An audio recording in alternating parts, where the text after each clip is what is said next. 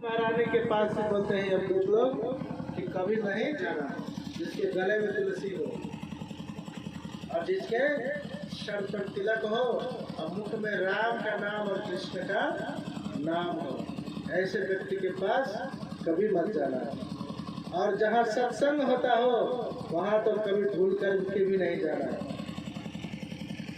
कहते हैं शृण्वताम गुणताम विद्यायुक्तामानि हरेर्मुहुः यथा सुजातया भक्तया शुद्धैनात्मा व्रतदिभिः।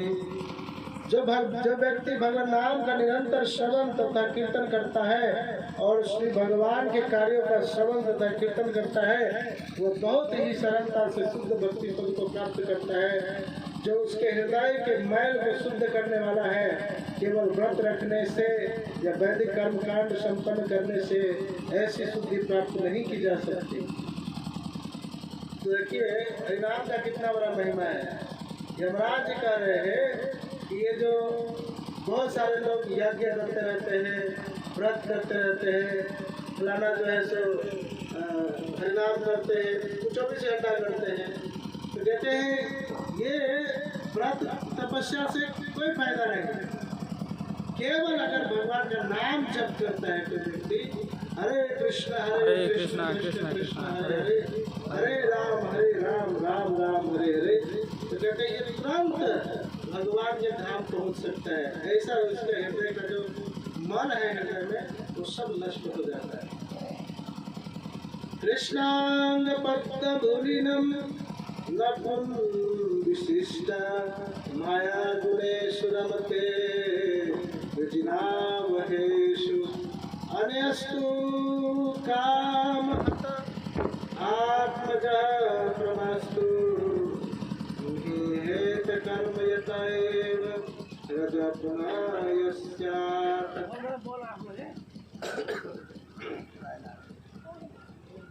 कहते हैं जो भक्तगण भगवान श्री कृष्ण के चरण कमलों के मधु को सदैव चाटते रहते हैं, वे उन भौतिक कर्मों की तनिक भी चिंता नहीं करते जो भौतिक प्रकृति के 3 गुणों के अधीन संपन्न किए जाते हैं, जो केवल दुखदायी होते हैं। वास्तव में भौतिक कर्मों के वापस आने के लिए, भौतिक कर्मों में वापस आने के लिए भक्तगण कभी भी भगवान श्री कृष्ण के चरण कमलों को नहीं छोड़ते, किंतु अन्य लोग जो श्री भगवान के चरण कमलों की सेवा की उपेक्षा करने तथा कामेक्षाओं से मोहित होने के कारण वैदिक कर्म कांड में लिप्त रहते हुए कभी कभी प्रायश्चित के कर्म करते हैं, फिर भी अपूर्ण रूप से शुद्ध होने के वे बारंबार पाप कर्मों में लौट आते हैं। इस प्रकार कहते हैं जब कुंभ के पुत्र अगस्त्य मुनि मलय पर्वत पर निवास कर रहे थे और पूर्ण पुरुषोत्तम भगवान की पूजा कर रहे थे, तो मैं उनके पास गया और उन्होंने मुझे यह इतिहास बताया। और फिर कहते हैं कि भगवान के विषय में अब बहुत सारे जितने भी भगवान के नाम है उसके विषय में जो है सो बताते हुए कहते हैं अब भगवान की लीला के विषय में वर्णन कीजिए। अब तो ये समझ में आया कि सकाम कर्म में जो लोग फंसे हुए हैं, केवल भगवान के नाम का अगर कीर्तन करे, श्रवण करे, जैसे कि भागवत का आप लोग श्रवण कर रहे हैं, कोई बैठ करके इस प्रकार से श्रवण करे तो उसके हृदय के सारे मल चित्त से शुद्ध हो जाएंगे और फिर वो भगवान के धाम जाने योग्य हो जाएगा, निर्मल हो जाएगा। लेकिन आप बताइए भगवान नरसिंह देव जो है कैसे अवतार लेते हैं, और नरसिंह भगवान का अवतार जो है किस लिए होता है? वो भक्त वत्सल है। कहते हैं कि भगवान नरसिंह देव आते हैं और फिर अपने प्रहलाद महाराज जैसे छोटे बच्चे हैं, वो इतना भक्ति में प्रवीण हो गए जिनके लिए स्वयं परम ब्रह्म वापस आते हैं उनको बचाने के लिए, रक्षा करने के लिए। ऐसा कौन सा भक्ति किया प्रहलाद महाराज ने? तो फिर आगे कहते हैं कि भक्त प्रहलाद को आने से पहले भगवान नरसिंह देव चाहते हैं कि वीर्य रस का जो है सो हम आस्वादन करें, जो वीर रस, जो थोड़ा सा मारपीट करके हम जीतेंगे, तो ऐसा रस का आस्वादन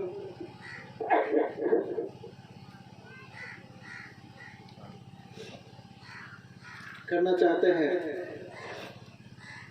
लेकिन उससे पहले कहते हैं कि वृत्रासुर ने ऐसे कैसे इतना पापमय योनि है, राक्षस का योनि होते हुए भी भगवान को स्मरण कैसे किया?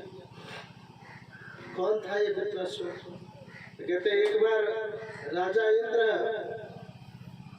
अपने स्वर्ग में जो है सो खूब उर्वशियों के साथ उर्वशी नृत्य कर रहे थे और राजा इंद्र बड़ा आनंद से देख रहा था।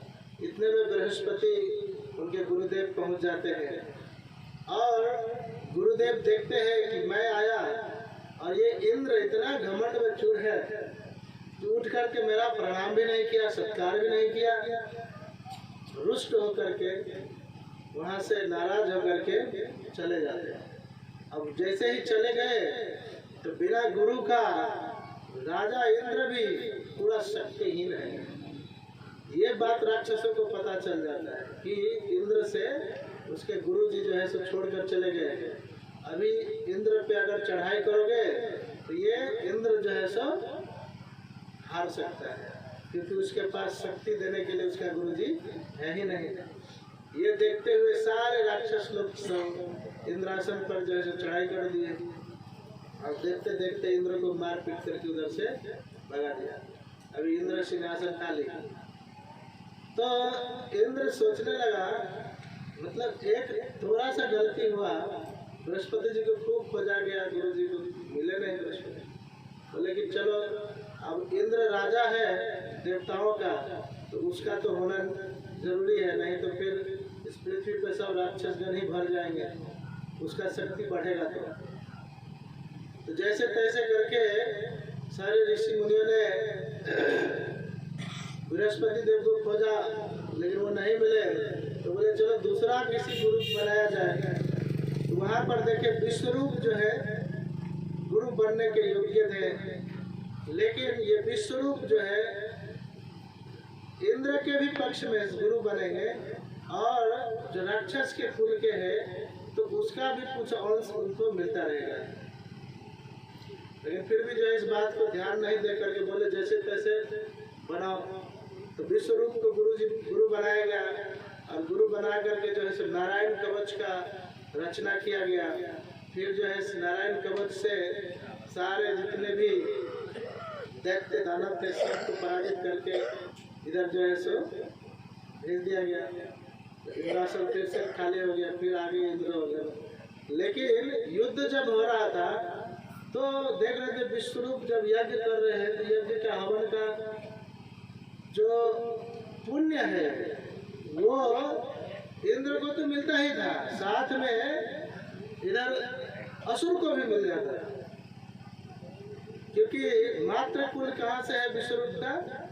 नानिहाल जो है सो राक्षसों के कुल से, और इसका तो गुरु जी है तो बन रहे हैं। तो थोड़ा थोड़ा जो है सो यज्ञ में राक्षसों के लिए भी डाल देते थे। तो इसी में जो है सो युद्ध होता था, लेकिन इंद्र पूर्ण रूप से विजय नहीं हो पाता था। तो कैसे कैसे करके इंद्र को पता चला कि ये विश्वरूप जो है वो राक्षसों को भी हवन कर देता है, दे देता है। तो इंद्र को बड़ा गुस्सा आया, तलवार उठाया, सोचा न समझा, जा करके पीछे से गुरु जी का सर काट दिया विश्वरूप। अब जैसे ब्राह्मण का सर काटा है, तुरंत ब्रह्म दैत्य उत्पन्न हो गए और इसको जो है सो ब्रह्म हत्या का पाप लग गया। अब ये भागते भागते भागते भागते बहुत सुंदर एक तालाब था, उसमें घुस गया। उधर जो है सो ब्रह्म राक्षसी नहीं जा सकती। अब उसमें जाकर के विश्राम करने लगा, थका हारा, निकल ही नहीं रहा था। बोला ये तो गंदी फिर से वैसे का वैसे रह गया। तो जब तक ब्रह्म हत्या का पाप रहेगा ये तो निकल नहीं सकते। तो अभी इंद्र ने इस ब्रह्म हत्या का पाप को 3 भागों में बांट दिया। पृथ्वी, जल पेड़ और स्त्री 4 भागों में बांटा। बोला कि 25-25% सब लोग ले लो, बदले में हम आपको वरदान भी देंगे। तो पहले पृथ्वी को अपना पाप देते हैं, तो 25% पाप उसको दिया। तो फिर बोला कि ये पाप कहाँ रहेगा? तो बोले पृथ्वी पर जो गड्ढा वगैरह देखते हैं ना, ये गड्ढा सब जितना भी है वो इंद्र का पाप दिखता है। और उसमें वरदान दिया। क्या वरदान दिया? बोले जितने भी गड्ढे हैं आपके वो स्वतः भर जाएंगे। आप कोई नहीं भी भरिएगा ना, तो ऑटोमेटिक धूल धुलकर आते गड्ढा पड़ते पड़ते सब बराबर। बोला ये वरदान है पृथ्वी को। दूसरा तो बोले कि वृक्ष को, तो बोले वृक्ष में जो काट दीजिएगा तो उसमें से लस्सा जैसा निकलता है, तो वो उसका जो है पाप है इंद्र का।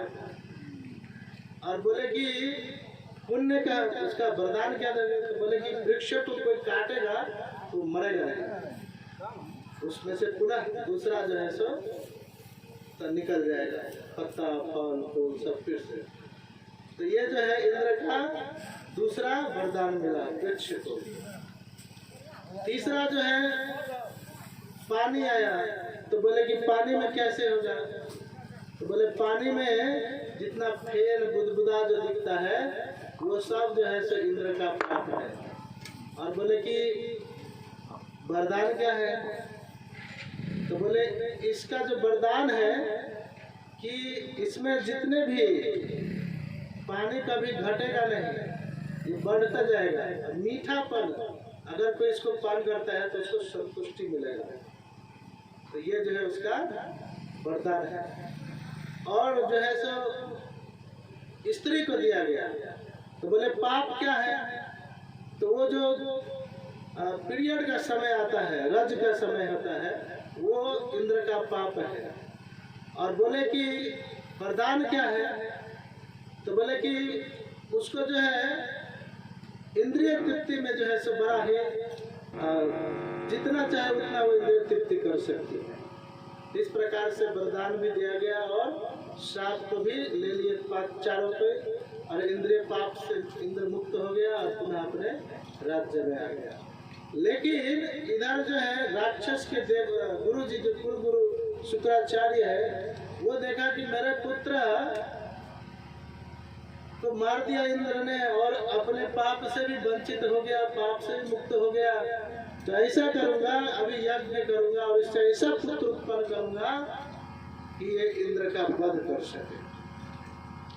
तो बोले ठीक है, सभी ऋषि मुनियों को बुलाते हैं और बोलते हैं ये मंत्र उच्चारण करके यज्ञ करो और इस यज्ञ से ऐसा भयंकर राक्षस उत्पन्न होगा जो इंद्र का वध कर देगा।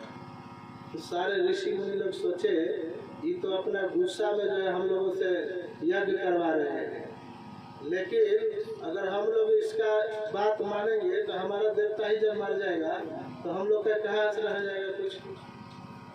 तो सारे के सारे जो है ऋषि मुनि जो गण है वो सोचने लगे अरे ऐसा मत करना, इसका उल्टा करो। तो जो मंत्र बोल रहे थे, तो मंत्र का अर्थ था इस यज्ञ से ऐसा व्यक्ति जन्म ले, ऐसा व्यक्तित्व जन्म ले जिससे इंद्र मारा जाए। लेकिन ये लोग जो आहुति दे रहे थे मंत्र पढ़ के, तो उससे सेम थोड़ा सा खाली घूम जाता है। वो कहते थे संस्कृत में नुक्ता के हेर फेर से खुदा जुदा हो जाता है ना, ऐसा ही थोड़ा सा केवल परिवर्तन किया और उसी में क्या हो गया कि इस यज्ञ से ऐसा व्यक्तित्व जन्म ले जिसके द्वारा इंद्र के द्वारा जो मारा जाए, इंद्र जिससे मारा जाए नहीं, इंद्र से जो मारा जाए। बस इतना ही हो रहा था।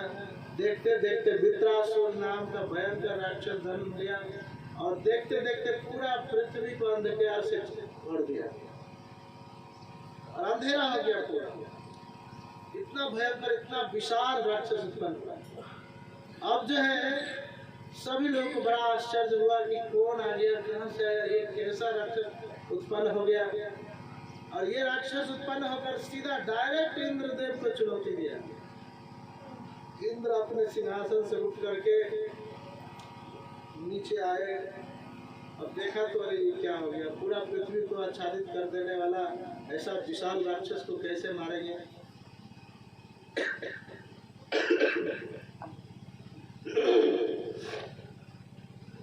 तो अभी सभी देवतागण सोचने लगे चलो अब तो कैसे भी युद्ध करना है। लेकिन देवताओं में एक अच्छा गुण क्या है, जब भी कोई विपत्ति आए सब मिलकर ब्रह्मा जी के पास जाए। अब ब्रह्मा जी के पास समाधान न हो तो ब्रह्मा जी उठ करके सब मिलकर के, ब्रह्मा शिव इंद्र चंद्र वरुण सब उठ करके भगवान विष्णु के पास जाए। तो भगवान के पास विष्णु के पास गए सब लोग। वहाँ बता रहे भगवान कि देखो ये तो ऐसे मरेगा नहीं, ब्रह्म हत्या के कारण जो तुम्हारे पाप तुम तो बच गए, लेकिन ये राक्षस जो है बड़ा शक्तिशाली है।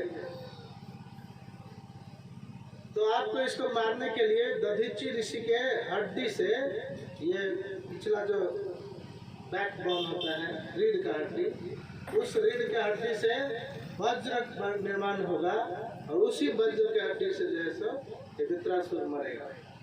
तो पहले जाओ दधीचि ऋषि से ये वज्र का हड्डी मांगो।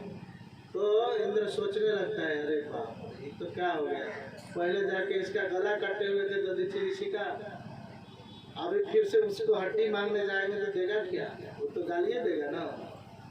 कुछ पहले कुछ काम कर दिए होते, उनका आदर सत्कार किए होते तो प्रेम से मांगते तो दे देते।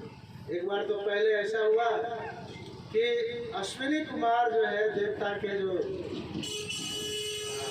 वैद्य है, उन्होंने सोचा कि दधीचि ऋषि के पास अमृत ज्ञान है,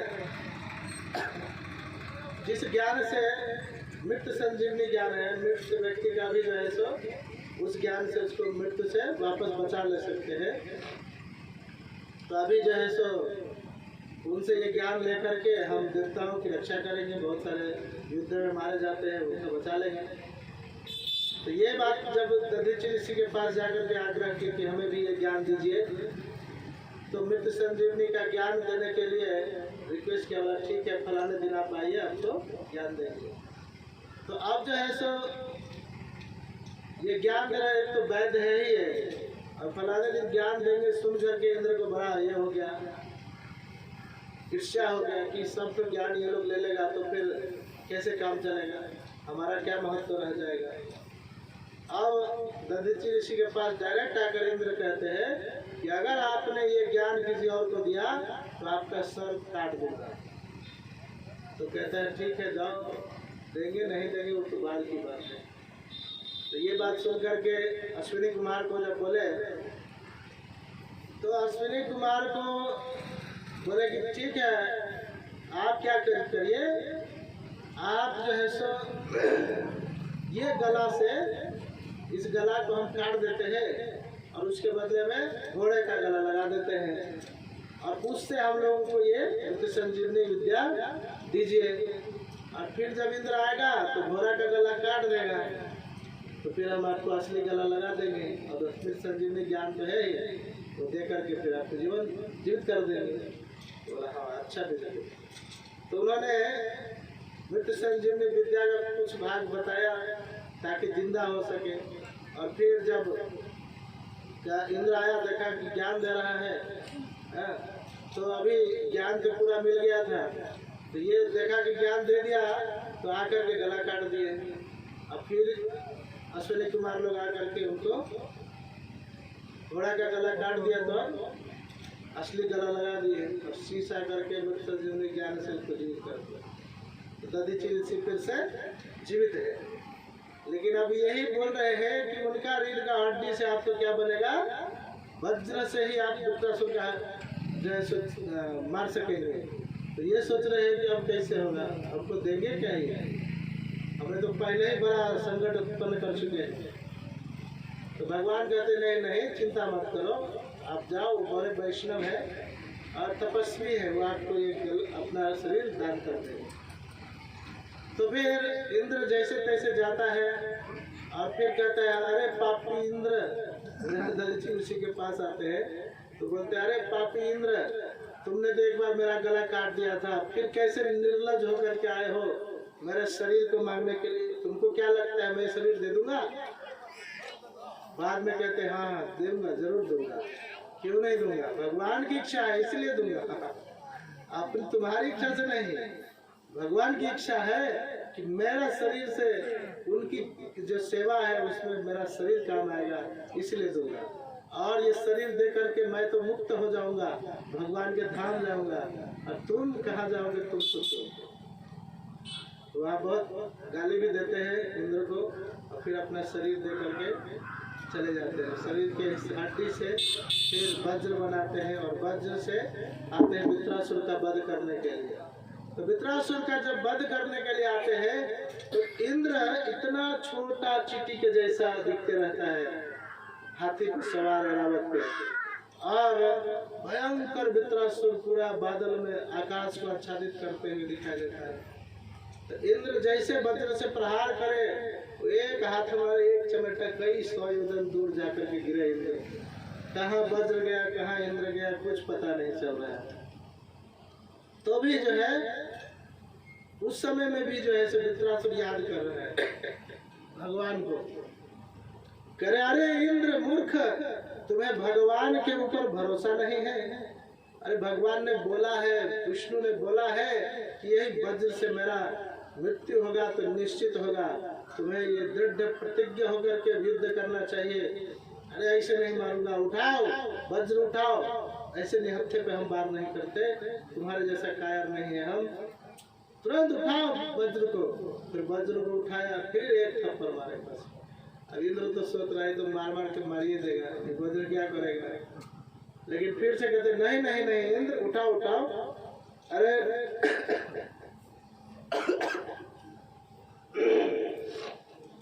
अरे गुरु हत्यारा, अरे उठाओ, अरे तुम तो गुरु का भी हत्या कर देते हो, ऐसे हत्यारे को तो जीवित रहना नहीं चाहिए। लेकिन फिर भी उठाओ, भगवान तुम्हारे साथ है, इसलिए तुम निश्चित रूप से विजय होगे। और आप जो है सो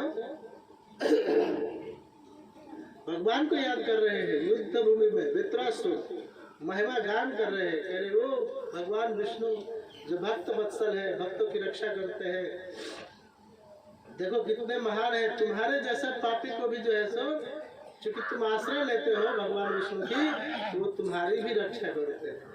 तुम्हारे जैसे पापी का भी, ब्रह्म हत्यारा का भी, गुरु हत्यारा का भी जो है सो रक्षा करते हैं। कितना दयालु है भगवान विष्णु।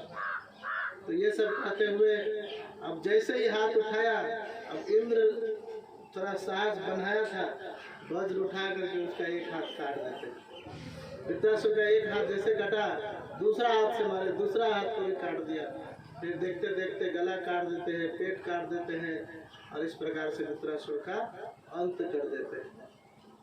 तो इंद्र के जो है उसके उत्साह से नहीं मरता है। वहां पर वृत्रासुर कहते हैं कि अरे इंद्र आप मुझे मारो, मैं इस भयंकर योनि से मुक्त हो जाऊंगा और भगवान के धाम चला जाऊंगा। तुम पापी इसी इंद्र आसन को भोगते रहोगे, अनंत काल तक दुख कष्ट भोगते रहोगे। यही कभी इंद्र आसन में बैठोगे, कभी जो है सो असुरगण तुम्हारे इंद्र आसन में बैठेंगे, उसी चिंता फिक्र में तुम्हारा दिन रात जाते रहेगा और कष्ट भोगते रहोगे। लेकिन हम देखो तुम्हारे इस वज्र से मर करके भगवान के पास जाएंगे, भगवान के धाम जाएंगे। इस प्रकार से वृत्रासुर बोल करके अपने प्राण का अंत कर देते हैं। फिर कहते हैं सुखदेव गोस्वामी प्रश्न कि हे प्रभु,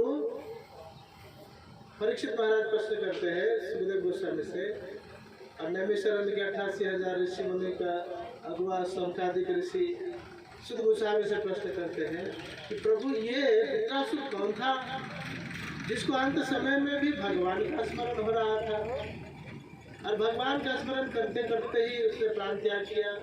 तो बड़ा विचित्र है, कोई ना कोई जरूर भक्त होगा। कहते हाँ ये जो थे ये कोई साधारण वृत्रासुर साधारण व्यक्ति नहीं थे। पूर्व जीवन में चित्रकेतु राजा थे, जो चित्रकेतु के बारे में आप थोड़ा सा स्टडी आता है कि चित्रकेतु जो है भगवान के परम वैष्णव बनते हैं। उससे पहले नारद मुनि और एक और ऋषि उनके साथ जाते हैं चित्रकेतु को कि चित्रकेतु भगवत भक्ति करो, भगवान का नाम कीर्तन करो, यही जीवन का उद्देश्य है। तो कहते हैं चित्रकेतु नारद जी को कि नारद जी देखिए ना, इतनी सारी रानियां हैं, धन धान्य ऐश्वर्य पूर्ण रूप से है, लेकिन एक भी पुत्र नहीं है। आप कृपा करके, आप भजन कहेंगे करने करूंगा, लेकिन मुझे एक पुत्र दीजिए पहले। तो चित्रकेतु को देखते हैं हस्तरेखा में हजारों हजार जन्मों तक जो है कहीं पुत्र का है ही नहीं, योग ही नहीं है। तो अभी तो कहते नहीं नहीं नहीं ऋषिवर, आप लोग चाहेंगे तो जरूर पुत्र होगा। बोले ये पुत्र तो होगा, हम देंगे तो, लेकिन ये पुत्र आपके सुख और दुख दोनों का कारण बनेगा। बोले कारण जो भी हो, पहले पुत्र हो जाए, निपुत्र वाला जो झंडा है वो हट जाए। तो उन्होंने नारद जी की कृपा से नारद ने फल दिया, और इस फल से जो है उसने सबसे छोटी रानी थी उनको ये फल खिला दिया, और सभी रानियां जो हजारों रानियां थी उन सभी को तो बहुत ही समय बीतने के बाद एक सुंदर सा पुत्र हुआ। चित्रकेतु बड़ा प्रसन्न हुआ, चलो पुत्र तो हुआ, पुत्र बड़ा सुंदर था। अब चित्रकेतु पहले तो सभी रानियों के साथ रहते थे, अब केवल एक जिसके पास पुत्र है उसके पास समय दे रहे थे। पुत्र के साथ रह करके उसी रानियों के साथ रहते थे। तो सभी रानियां सोचने लगी, देखो ये अपने लोगों को जो है सो अब राजा प्रेम नहीं करते, तो इसका कारण क्या है? तो ये पुत्र इसका कारण है, इस पुत्र को ही मार दो, सब कारण जो है सो समाप्त हो जाएगा। न रहेगा पुत्र, न उधर उनसे प्रेम करेंगे, ज्यादा सबसे प्रेम करेंगे। तो चित्रकेतु एक बार बाहर कहीं गए थे, तभी जो है सारी रानियां विचार करके, पुत्र थोड़ा सा बड़ा होता है, उसी बीच में उनको जहर खिला करके सभी रानियां जो है सो मार देती। और जब रानी जो माँ रहती है वो आती है, देखती है मर गया। तो अभी चित्रकेतु भी आते हैं, वो भी देखते हैं मर गया, बड़ा विलाप करते हैं। तो पहले तो अभी उसका नाम था शोक हर्ष, तो पहले तो हर्ष खुशी हुआ था, अब वही पुत्र शोक का भी कारण बन रहा है, बड़ा चिंतित है, बड़ा रो रहा है, बिलख रहा है। अब अचानक सा जो है सो रोते बिलखते देख करके स्वयं पुनः नारद मुनि आते हैं, और नारद मुनि आकर के फिर से पूछते हैं, क्या हुआ चित्रकेतु? हमने तो पहले ही बोला था कि ये पुत्र तुम्हारे शोक और हर्ष दुख का कारण बनेगा, हर्ष और सुख का कारण, सुख दुख का कारण बनेगा। अब क्या हो गया? तो बोले देखिए नारद जी, ये तो मर गया, आप जैसे भी इसको जिंदा कीजिए। बोले देखो मैं जिंदा तो कर दूंगा, लेकिन ये रहेगा कि नहीं रहेगा पता नहीं, वो मेरे हाथ में नहीं। तो चित्रकेतु का बड़े आग्रह करने पर नारद जी ने उस बच्चे के ऊपर हाथ फेरा, बोला पुत्र उठो, तुम्हारे पिता बुला रहे हैं। उठ करके बैठ गया, फिर बोल रहे हैं नारद जी कौन सा पिता है, कैसा पिता है? मेरे तो हजारों लाखों जन्म हुए हैं, कभी सुअर, कभी कुत्ता, कभी बंदर, कभी ये राजा, कभी फकीर, किस पिता की बातें करते हैं? ये हमारे पिता इस जन्म के हैं, लेकिन मेरे तो अनेक जन्म हो चुके, अनेक जन्मों में अनेक पिता हुए हैं, मैं किनके साथ जाऊं, किनका पुत्र बन के रहूं?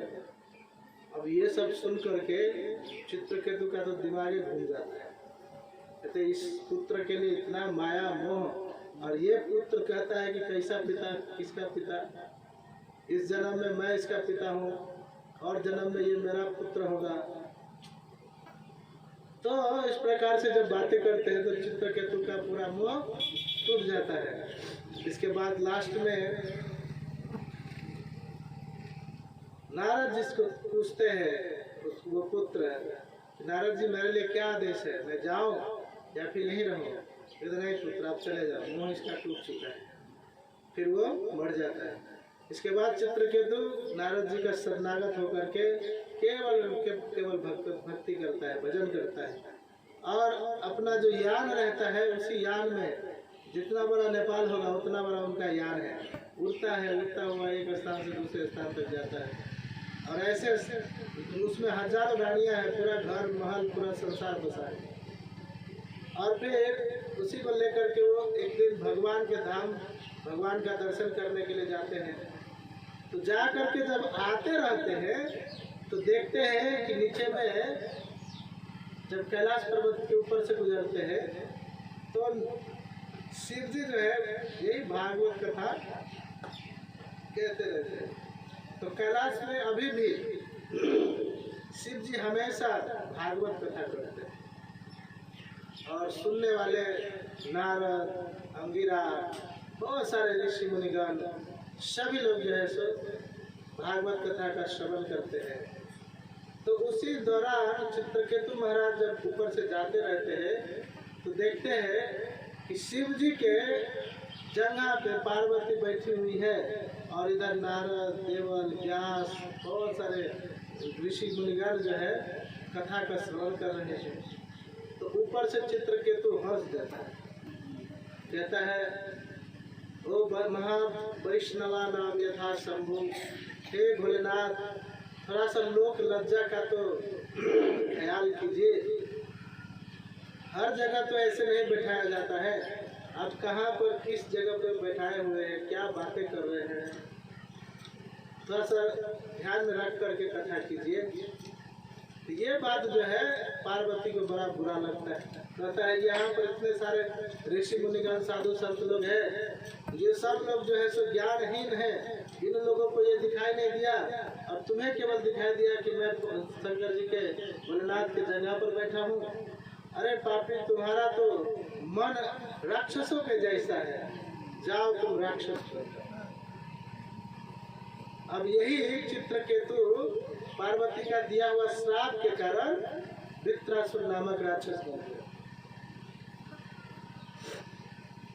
और वृत्रासुर नामक राक्षस चित्रकेतु थे, क्योंकि पूर्व जन्म में भगवान की स्मृति था, भगवान की भक्ति किए थे, इसलिए वो वृत्रासुर में रहते हुए भी, उस योनि में रहते हुए भी उनको सारा भगवान का स्मरण था। इसलिए वो युद्ध करते करते भगवान का गुणगान कीर्तन कर रहे हैं।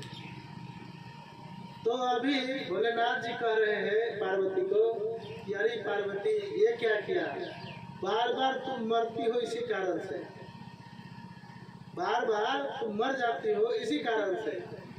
कभी जाके दक्ष के यज्ञ में कूद जाती हो, तो कभी जो है सो राम जी की परीक्षा लेती हो, तो कभी जो है ऐसे वैष्णवों के ऊपर जो है सो लांछन लगा देती हो।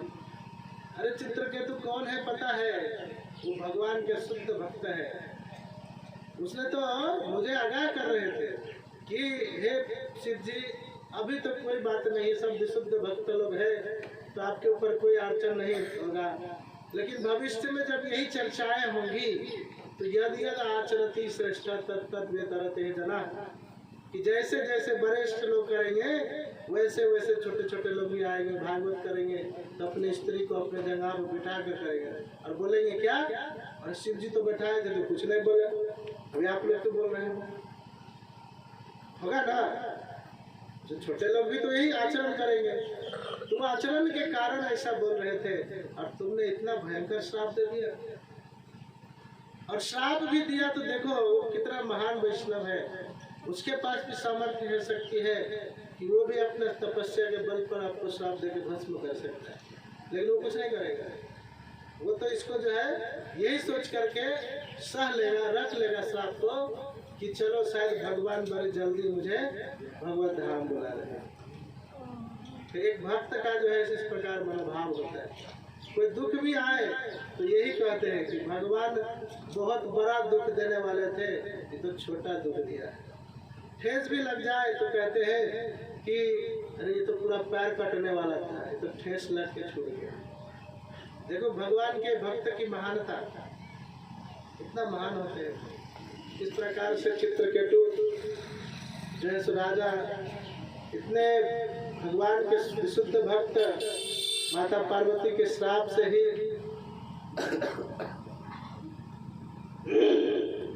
वृत्रासुर नामक राक्षस बने, और राक्षस बनने के बाद जो है सो भगवत धाम प्राप्त किए। तब जाकर कहते हैं कि ये तो भगवान के भगवत्ता की कथा हुई, भक्त कितना भक्तवत्सल होते हैं भगवान, इसके बारे में थोड़ा सा बताइए। तो कहते हैं हाँ, एक बार जो है हिरण्याक्ष को मारने के बाद हिरण्यकश्यप जो है तपस्या करने चले गए। बोले इतना भयंकर मेरा भाई हिरण्याक्ष जिसको कोई नहीं मार सका, इस विष्णु ने मार दिया है। अब मैं ऐसा तपस्या करूंगा कि मैं कभी मरूंगा ही नहीं, किसी से नहीं मरूंगा। तो इस प्रकार से सोच करके वो तपस्या करने जाते हैं। और इधर कयाधु के गर्भ में जो है सो प्रहलाद महाराज को छोड़ देते हैं। तो हिरण्यकश्यप जब तपस्या करते होते हैं, उसी बीच इंद्र को बड़ा समस्या रहता है हमेशा गद्दी से, बड़ा प्रेम। तो वो सोचता है कि इसका भाई इतना भयंकर राक्षस जो गदा लेकर चारों तरफ घूमते रहता था मारने के लिए, भगवान ने तो उसको जैसे जैसे मार दिए। अभी उसका भाई जो बड़का है हिरण्यकश्यप, ये तो और महान राक्षस है, बहुत बड़ा राक्षस है। इसको जो है सो अगर हम लोग नहीं मार सकते, ये तपस्या करने के लिए जा रहा है, तो सोचो कि इसका जो बेटा आएगा वो कितना बड़ा राक्षस होगा। तो इससे पहले इसको नहीं मार करके इसका बेटा को ही मार देंगे। इंद्र जो है कयाधु को उसके महल से निकाल करके इंद्रासन लेकर के जाने लगते हैं और वहाँ सोचते हैं उसके पुत्र को मार देंगे। लेकिन रास्ते में जो है नारद जी बचा लेते हैं कयाधु को। कहते हैं अरे अरे इंद्र ये क्या कर रहे हो, एक तो इतने बड़े बड़े पाप करते हो, भगवान के शरणागत हो जाते हो, भगवान को भी तुमको बचाने के लिए आना पड़ता है। अभी एक और महापाप अंदर में भ्रूण हत्या करने जा रहे हो, ऐसा पाप मत करो। तो कहते नहीं नहीं नारद जी, इसका बाप जो है हिरण्यकश्यप बहुत बड़ा राक्षस है, और इसके अंदर जो गर्भ में पल रहा बच्चा है वो तो और बड़ा राक्षस बनेगा। बोला नहीं नहीं, ये भगवान का भक्त है और महान भक्त बनेगा, तुम लोगों के लिए रक्षक का काम करेगा, इसलिए इसे मत मारो। और फिर जो है सो कयाधु को अपने आश्रम में ले आते हैं और उधर भगवान की भक्ति के विषय में भगवान की कथाओं को सुनाते हैं। तो कयाधु तो नहीं समझ पाती है ज़्यादा कुछ भागवत की, लेकिन गर्भ में जो प्रहलाद रहता है वो भगवान की सारी कथाओं को सुन करके भगवत भक्त बन जाता है। अभी अपने तेज से इतना भयंकर घोर घनघोर तपस्या करता है हिरण्यकश्यप कि उसके शरीर का सारे अंग का, यहाँ तक कि हड्डी भी गल जाता है, इतना कठोर तपस्या। केवल उधर आत्मा रह जाता है और वही ओम ब्रह्मदेवाय नमः, ओम ब्रह्मदेवाय नमः करते करते जब केवल आवाज सुनाई देता है और वहाँ से प्रज्वलित अग्नि से ब्रह्मलोक को भी भेद देता है। सब लोग जलने लगते हैं, मरने लगते हैं उसके ताप से। और ब्रह्मदेव जानते रहते हैं जाएंगे तो क्या वरदान मांगेगा और फिर वरदान लेकर उल्टा कितना काम करेगा, इसलिए आते नहीं रहते। अब जो है ब्रह्मदेव को और कोई उपाय नहीं दिखता है, तो कहते हैं चलो अब जाना ही पड़ेगा। तो जाते हैं, फिर अपने कमंडल से गंगा जल छिड़कते हैं। बहुत ही सुंदर शरीर पुनः प्राप्त हो जाता है हिरण्यकश्यप को। और कहते हैं हिरण्यकश्यप बताओ क्या वरदान चाहिए, क्यों इतना कठोर तपस्या कर रहे हैं।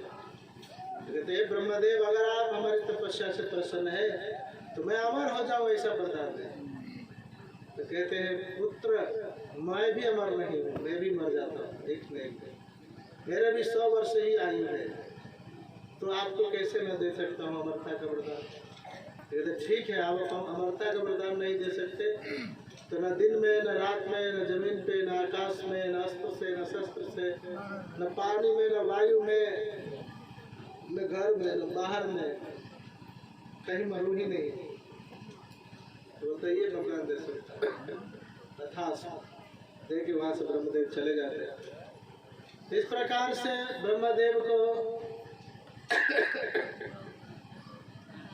ब्रह्मदेव आशीर्वाद दे करके हिरण्यकश्यप को चले जाते हैं। और फिर हिरण्यकश्यप तो राक्षस रहता है, स्वभाव भी राक्षसों वाला, वो अपना जो कार्य सोच कर गया था कि जब वरदान मिलेगा तो इस प्रकार से करूँगा, शुरू कर देता है। और इंद्रासन पे जो है जो आक्रमण करता है, इंद्र चंद्र सभी को मार पीट के भगा देता है। सभी को बंदी बना लेता है और बंदी बनाने के बाद बहुत ही उन्मत्त होकर के इंद्रासन पर राज्य करता है और सारे देवी देवता कोई झाड़ू लगा रहे हैं, कोई पोछा लगा रहे हैं। इंद्र की जो व्यवस्था है,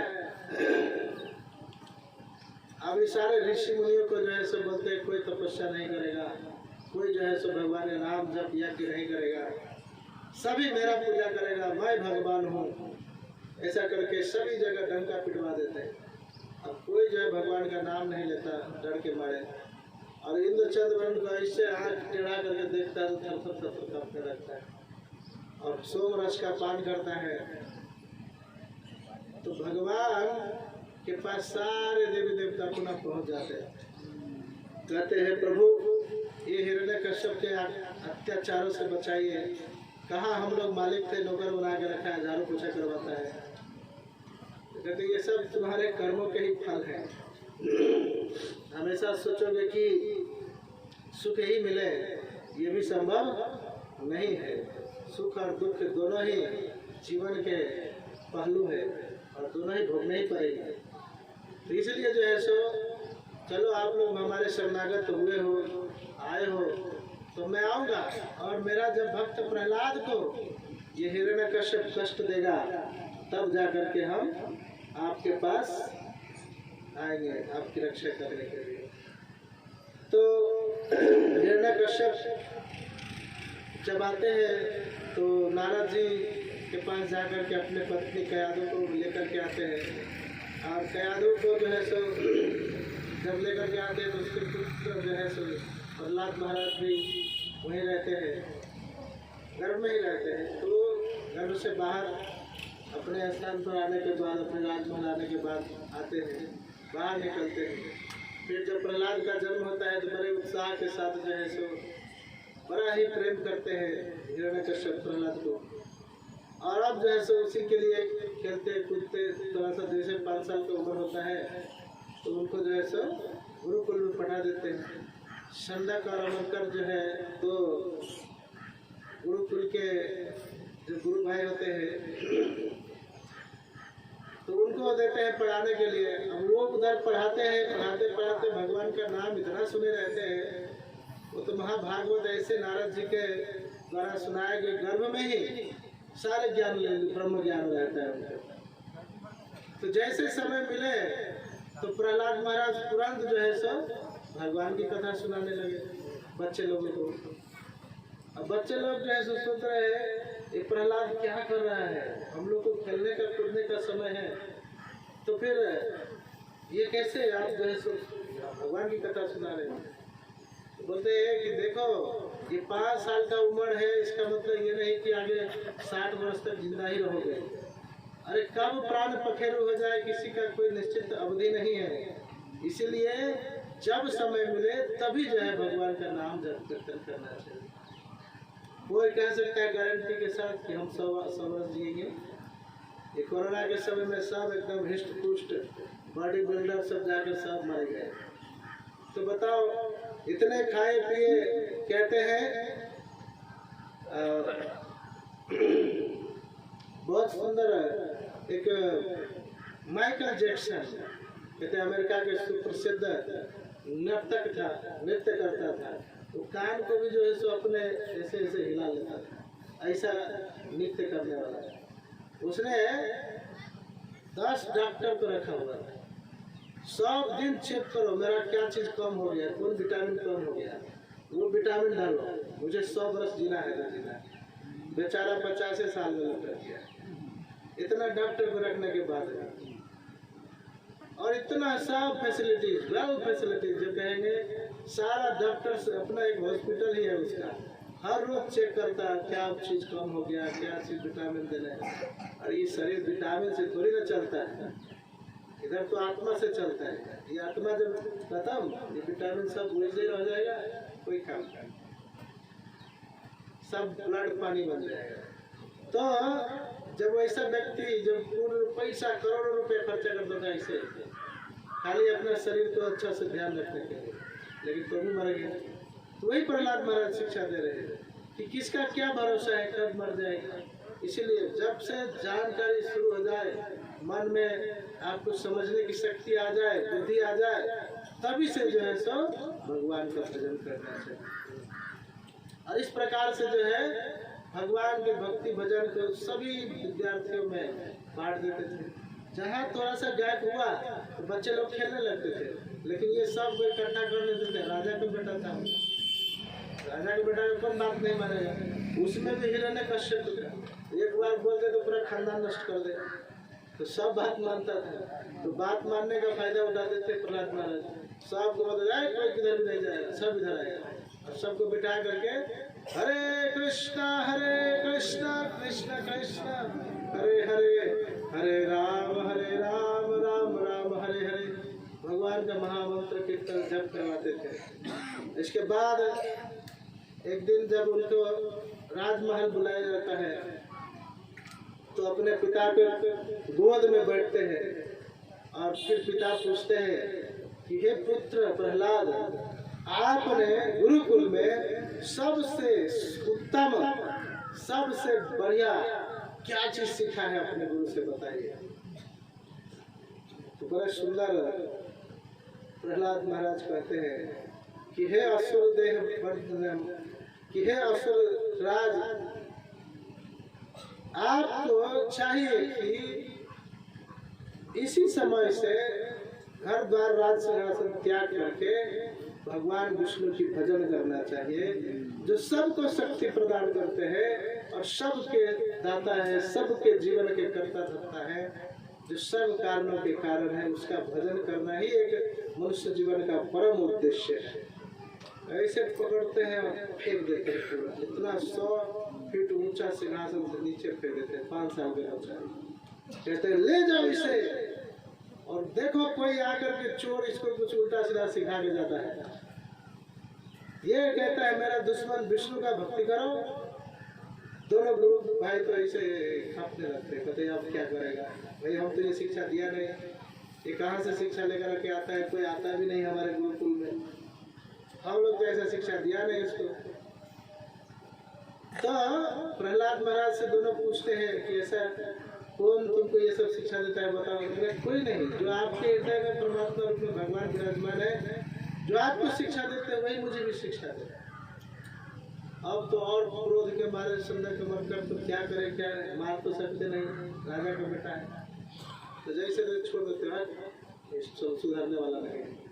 और जाकर के राजा को बोल देते आपका पुत्र सुधरता नहीं, उल्टा हमारे सारे गुरु बच्चे लोगों को जो है गुरुकुल में सबको बिगाड़ दिया है, सबको भजन भक्ति में लगा देता है। तो परेशान होकर के अब जो है उसको उसी के ऊपर छोड़ दिया, बोला ये अपने से सुधरेगा, ऐसे नहीं सुधरेगा। तो एक बार सब बाहर चले गए तो सब बच्चा को बिठा करके बढ़िया से कथा कीर्तन कर, अब सबको ऐसा समझा दिए भक्ति भजन करने के लिए कि दिन रात तो भजन ही भजन हो रहा है। सब सारा ज्ञान भी ले रहे हैं भौतिक, लेकिन आध्यात्मिक ज्ञान भी जो है ले रहे हैं। इस प्रकार से पुनः जब बुलाते हैं, एक बार राजमहल में हिरण्यकश्यप अपने पुत्र प्रहलाद महाराज को कि बताओ क्या सीखा है, तो इस बार तो और कहते हैं, इस बार बिना समय गवाए सारा चीज कह देते हैं कि हे असुरों के राजा, आपको जो है सो भगवान की भक्ति करना चाहिए, कब प्राण निकल जाए क्या पता, इसलिए तत्क्षण अभी के अभी जो है सो भगवान का नाम लेना शुरू कर दीजिए। अब तो प्रहलाद महाराज को उठा के पटक देते हैं उधर जाके और कहते तत्क्षण इसका जो है सो मृत्यु का जो है सो रचना करो, कैसे मारना है इसको, क्योंकि हमारे कुल में ही जब ऐसा कुल नाशक जन्म ले लिया है तो बाहर वालों से क्या डर है। जब अपने लोग जो है हमको नहीं मान स्वीकार कर रहा है भगवान, तो बाहर वाला नहीं करेगा तो इसको आश्चर्य है, इसलिए पहले इसी को मार।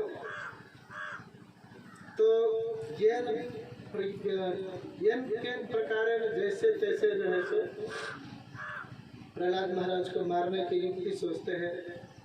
कोई जो है सो कहता है सांप के बीच में डलवा दीजिए, सांप डस करके मार देगा। तो सांप के बीच में जब रखते हैं तो प्रहलाद महाराज कहते हैं ये तो हमारे मामा जी है, ये तो हमारे प्रभु है, शंकरसर भगवान के सबसे प्रथम सेवक, इनसे क्या डरना। खेलने लगते हैं, उनको डरने लगे। तो विषैले सांप सब एक बार डस ले तो कोई बच नहीं सकता, उनके बीच में वो बड़े प्रेम से खेलने लगते हैं, नहीं मरता। फिर कहते हैं इसको हाथी से कुचलवा दो। तो हाथी के पास जाते हैं तो कहते हैं तो हमारे मामा है, हमारी माता लक्ष्मी के साथ जो है सो ये आए हुए थे। तो इसमें जो है सो मामा को देख करके जैसे प्रणाम करते हैं हाथी को चरण पे, तो हाथी उठा करके अपने पीठ पर रख करके नाचने लगते हैं। अब तो कहेंगे ये तो हाथी को भी नचा दिया। फिर कहते इसको समुद्र में फेंक दो। तो समुद्र में फेंकते तो कहते हम अपने ननिहाल जा रहे हैं। समुद्र तो वहीं से ना लक्ष्मी माता उत्पन्न हुई है। तो कहते हैं ननिहाल में जाने से क्या आपका, चलो ननिहाल में जाएंगे। तो ननिहाल में चले जाते हैं, वहाँ से पुनः उठा करके उनके राज्य में रख दिया जाता है, वहाँ भी नहीं मरते। अलग अलग प्रक्रिया से उनको मारने का बहुत प्रयास करते हैं। लास्ट में होलिका रहती है, वो कहती है हमको ब्रह्मा जी से वरदान मिला है चादर, हम जो है सो चादर ओढ़ के बैठ जाएंगे, लगाओ आग नीचे से, प्रहलाद जल जाएगा और हम बच जाएंगे। दैव का कृपा ऐसा होता है, चादर पीछे से उलट के प्रहलाद के ऊपर चल जाता है, होलिका जल के मर जाती है और ये प्रहलाद बच जाते हैं। अब जो है सो बोलते हैं कि और भी उपाय किया जाए, तेल में इसको तल दो। तो तेल में जब तलने लगते हैं तो तेल में भी तेल फूल बन जाता है। तो बहुत प्रक्रिया से मारते हैं। लास्ट में जब नहीं मरता है, सारे राक्षस बड़े ही डर के मारे थर थर कांपते हुए विनम्रता से जाते हैं। हिरण्यकश्यप को कहते हैं प्रभु आपके दिए गए कार्य को हम संपन्न नहीं कर पा रहे हैं, ये आपका पुत्र आपके जैसा ही तेजस्वी है। और थोड़ा चढ़ा बढ़ा के कहते हैं आपके जैसा ही शक्तिशाली का वरदान है, उसको मार नहीं पा रहे कोई। तो एक तरफ से खुशी भी होता है हिरण्यकश्यप को, दूसरी तरफ दुखी भी होता है कि ये मेरे जैसा बलवान है तो फिर कौन मारेगा इसको। तो कहते लाओ उसको बुला के हम ही मारेंगे। तो आप जो है उसको बुला करके लेकर के आते हैं और फिर सारे तरफ देख कर कहते हैं तुम्हारा कहाँ है भगवान, बुलाओ उसको। कहते हैं भगवान तो हर जगह है, तो नरसिंहा पर तो नरसिंहा यतो यतो याम तो नरसिंहा बहिर नरसिंहा हृदय नरसिंहा नरसिंह मादेव शरणम प्रपदे। भगवान नरसिंह देव सभी जगहों पर है कहते हैं। जरा घुमा करके एक पिलर रहता है, कहते तुम्हारे भगवान इसमें भी है, तो हाँ यहाँ पर जरा घुमा के मारते प्रहार करते हैं, चूर चूर होकर के उस से नरसिंह भगवान प्रकट होते हैं। बोले भगवान नरसिंह देव की। नरसिंह भगवान प्रकट होते हैं, ये देख करके आधा शक्ति तो उधर ही खत्म हो जाता है हिरण्यकश्यप का, क्योंकि तुरंत दिमाग में आता है कि मैंने बोला था वरदान में कि ना तो मनुष्य से मरूं न देवता से मरूं। ये जो रूप है ना तो मनुष्य का है ना देवता का है, ये तो नर और सिंह है। अब तो पहला वरदान तो फेल हो गया, अब और सब कैसे मारेगा, ये तो फेल करके ही सब मारेगा। तो इस प्रकार से हिरण्यकश्यप जो है सो बड़े ही उत्साह के साथ में जोर से लड़ रहा है। हिरण्यकश्यप भगवान से कभी इधर से प्रहार करे, कभी उधर से प्रहार करे। और भगवान नरसिंह देव जैसे बिल्ली को चूहा को उठा करके बिल्ली ऐसे से फेंकते रहते हैं, खिलाते रहते हैं। जैसे चूहा भागने का प्रयास करता है उसको पूरा पूंछ पकड़ लेते हैं। ऐसे खिलाते खिलाते हिरण्यकश्यप को जब देखते हैं सूर्य का अस्त होने का समय आ गया, अभी सूर्य आधा डूबा है, आधा मध्यस्थ हो चुका है, बीच में आ गया। तब तो उसको पकड़ के बैठ जाते हैं। और फिर बैठते भी हैं तो गेट पे चौखट पे बैठते हैं। तो चौखट पे है इसलिए कहते हैं घर में किसी को चौखट पे बैठ के नहीं खाना चाहिए। चौखट पे पकड़ के बैठ जाते हैं, जंघा पे बिठा लेते हैं और एक एक चीज दिखाते हैं। देखो हिरण्यकश्यप, मैं न मनुष्य हूँ न देवता न जानवर। तुम जब मर रहे हो देखो न पूरा रात है न दिन है, बीच है। देखो न तू आकाश में है न पाताल में है न जमीन पर है। ना ही तुम किसी अस्त्र शस्त्र से मार रहा हो, नाखून किसी अस्त्र शस्त्र में नहीं आता। सब एक एक करके गिना देते हैं और फिर उनका हार देते हैं। उसके बाद उसका मृत्यु हो जाता है। तो यहाँ पर एक शिक्षा है कि भगवान से बुद्धिमान और कोई नहीं हो सकता। भगवान जो है सो हमेशा सर्वश्रेष्ठ बुद्धिमान है और उनके सामने में और किसी का बुद्धि काम नहीं करता। इतना बुद्धि से लिया था ना वरदान, तो इसलिए जो है सो नारायणं धीरः पश्यन्ति परमार्थिनः जगत धनमयं लुब्धा कामुकः कामिनीमया। अब असुराज का वध हो गया। सभी देवी देवता लोग पुष्प वर्षा करते हैं और सभी लोग वहाँ उपस्थित होते हैं। लेकिन देखते देखते शिव ब्रह्मा आदि गण कहते हैं कि अरे प्रभु का क्रोध शांत नहीं हो रहा है, शिव जी आप जाइए। ब्रह्मा जी के पहले शिव जी कहते ब्रह्मा जी आप जाइए, लेकिन ब्रह्मा जी कहते ना ना, इतना क्रोधित अवस्था में हम कभी प्रभु को देखे नहीं, सो मैं नहीं जाऊंगा, आप ही जाओ। तो शिव जी को कहते जाने, शिव जी कहते हम भी ना जाएंगे, इतना आग उगल रहे हैं अपने मुख से, एकदम कर रहे हैं, कौन जाएगा इनके पास। लास्ट में लक्ष्मी देवी को कहते हैं अरे आपके तो पतिदेव हैं, आप जाइए शांत कीजिए। कहते मेरे पतिदेव तो होंगे लेकिन इतना उग्र रूप में कभी नहीं देखे थे, हम भी नहीं जाएंगे। लक्ष्मी देवी भी नहीं जाते हैं। तो सबका सलाह होता है कि अरे ये आए किसके लिए, प्रहलाद के लिए आए ना, इन्हीं को माला दो पहनाई है। सब मिलकर प्रहलाद को आगे कर देते हैं माला लेकर के, और प्रहलाद महाराज जाते हैं, बड़े प्रेम से माला भगवान को पहना देते हैं। भगवान शांत होकर बड़े प्रेम से पकड़ के ऊपर उठाते हैं और चाटने लगते हैं, क्योंकि शेर का अपने पुत्र के प्रति जैसा प्रेम है तो शेर जैसे ही चाटेंगे। तो चाटते हैं, तो चाटते चाटते अभी पीछे से गणेश जी आते हैं, और गणेश जी जो है इतना बड़ा पेट है उनका, नाच रहे, आहा अद्भुत रूप। क्योंकि सबसे पहले भागवत तो उन्होंने ही लिखा था, तो पढ़े हुए थे, तो जानकारी सब तो था ही कि भगवान सबसे श्रेष्ठ है और उनके अद्भुत लीलाएं हैं। और इतने जल्दी ऐसे लीलाओं का दर्शन होगा वो नहीं जानते थे। और जब सभी लोग आ गए, इनका मूसक जी सब आए, धीरे धीरे टुक टुक करके आए, तो लेट हो गया आते आते, फिर भी देख रहे भगवान का अद्भुत रूप। वहीं पर जो है नाचने लगे, पीछे में नाचते नाचते पैर के नीचे चूहा पड़ गया, धड़ाम से गिरा। गणेश जी का इतना बड़ा पेट पे देख करके भगवान वहीं पर हंस दिए बड़े जोर से,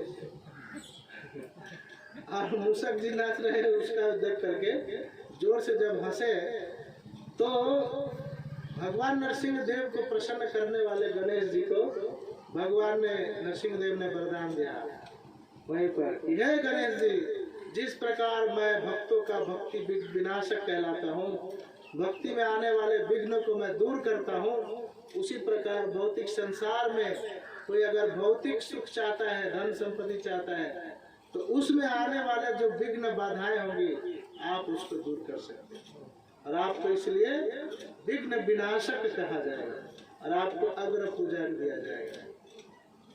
इस प्रकार से गणेश जी को अग्र पूजा दिया जाता है।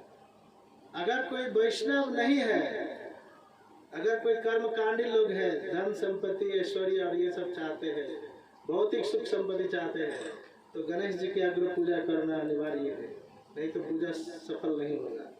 लेकिन अगर कोई वैष्णव है भगवान की पूजा कर रहे हैं तो वहाँ बस गुरु से आज्ञा लेकर के गणेश जी की पूजा करना जरूरी नहीं। गुरु की आज्ञा पालन करके भगवान की पूजा अर्चना कर सकते हैं। इस प्रकार से जो है सो भगवान नरसिंह देव प्रसन्न होते हैं और वहां पर सोचते हैं कि ये मेरा प्रहलाद जो है, मैं जब चाट रहा हूं तो कैसा आनंद महसूस कर रहा है, मुझे उस आनंद का आस्वादन करना है। तो उन्होंने तुरंत जो है सो उस आनंद का आस्वादन करने के लिए आगे भगवान के और भी बहुत सारे अवतार हैं, तो उसमें आगे जब हिरण्यकश्यप मर जाते हैं तो उन्हीं के कुल में जो है सो प्रहलाद महाराज के बाद बलि महाराज आते हैं और बलि महाराज जो है सो पूरा पृथ्वी का एक छत्र राज्य कर लेते हैं। असुर रहते हैं लेकिन भगवान के परम भक्त रहते हैं। तो भगवान के परम भक्त होने के नाते बहुत दान भी करते हैं। उनके पास अगर कोई आ जाए दान मांगने, साधु संतों की बहुत सेवा करते हैं। इससे प्रसन्न होकर के भगवान स्वयं आते हैं उनको दर्शन देने के लिए। तो एक बार की घटना है कि बलि महाराज बड़ा ही भयंकर यज्ञ करते रहते हैं। उसी दौरान वो यज्ञ इसलिए करते रहते कि इंद्रासन जीतना है। तो अभी भगवान वामन देव का अवतार होता है और भगवान वामन देव वहां पहुंच जाते हैं उनको भिक्षा के लिए। कहते हैं, हे बलि महाराज, मैंने सुना है आप दान देने में सबसे श्रेष्ठ है, बहुत दान करते हैं। दानवीर बलि का नाम जो है बड़ा विख्यात है। कहते हैं, हाँ प्रभु। और इतना सुंदर, इतना मनोहर भगवान वामन देव का स्वरूप होता है कि उसमें मोहित हो जाते हैं। और फिर कहते हैं कि आप मांगिए, क्या मांगेंगे, जो मांगेंगे मैं दूंगा। इधर शुक्राचार्य जो गुरु होते हैं वो ध्यान करके देखते हैं, तो अरे बाप रे, ये तो साक्षात विष्णु है, छलिया है, छल करने आया है। और अब ये बलि महाराज को छल करके सब कुछ छीन लेगा। तो बलि महाराज को छल न करे, इसलिए जब कहते हैं वामन देव की बलि, हाथ में गंगा जल लेकर के प्रण करो, तभी हम मानेंगे कि तुम दोगे। तो तुरंत हाथ में गंगा जल लेकर के प्रण करने लगता है। शुक्राचार्य कहते हैं, अरे रुक जाओ, बलि तुम्हारा नाश हो जाएगा, ये स्वयं छलिया विष्णु है, ये तुमको छलने के लिए आया है। तो बलि महाराज बड़े सुंदर शब्द कहते हैं कि हे गुरुदेव, वास्तव में संसार में जितने भी लोग हैं, मरने के बाद सब चाहते मोक्ष की प्राप्ति हो जाए और भगवान विष्णु का जैसे धाम लोग प्राप्त हो। और मेरे पास साक्षात जब विष्णु आए हैं तो मैं उसको ना दूं, ये तो हमारे जीवन का सबसे बड़ा भूल होगा। जो सब कुछ प्राप्त करके चाहता है भगवान के शरण में जाए, दान, यज्ञ, तपस्या, हरि कीर्तन, इस सब का मेन उद्देश्य क्या है? भगवान को प्राप्त करना। और जब भगवान ही हमारे पास आ गए हैं तो अब इनको जो नहीं दूं तो हमारा तो दुर्भाग्य ही होगा। अगर ये आए हैं तो इनको तो जरूर देना चाहिए। और फिर कहते हैं, और अगर भगवान से विमुख कोई करे, चाहे वह गुरु भी क्यों ना हो, त्याज्य है, उसको त्याग देना चाहिए। तो मैं आपका त्याग करता हूँ क्योंकि आप मुझे भगवान के पास जाने से रोक रहे थे। उसी समय शुक्राचार्य उनको श्राप देते हैं, जाओ, तुम्हारा सब धन संपत्ति सब लुट जाएगा, सब नष्ट हो जाएगा, तुम्हारे यश, तुम्हारे ऐश्वर्य सब नष्ट हो जाएगा। कहते कोई बात नहीं, इनके चरण में रहूंगा तो सब ऐसे फिर से मिल जाएगा। तो फिर प्रण करके उनको देने के लिए तैयार होते। कहते आप मांगिए, क्या मांगते? कहते मुझे 3 पग जमीन मात्र दे। तो 3 पग मात्र? कहते हाँ। कहते एक तो आप छोटे हैं, ऊपर से 3 पग जमीन लेकर भी आप कुछ कर नहीं पाएंगे, आप तो मेरा उपहास कर रहे हैं।